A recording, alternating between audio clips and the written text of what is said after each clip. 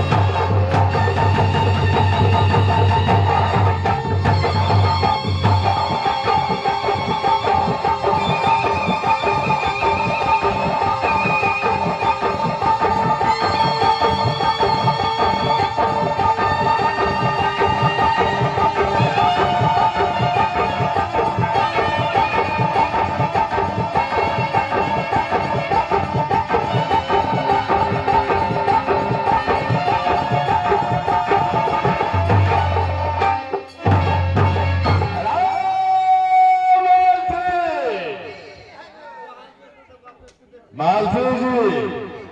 अरे बहिन सतवर्ती का बढ़िया साल नगर में रखने चाहिए। अहाँ के ऑर्डर नहीं करबे, ककर ऑर्डर करबे? बहिन सतवर्ती के बहुत सुंदर से रंग बहार में रखले छी। शाबाश मालती। अरे मालती,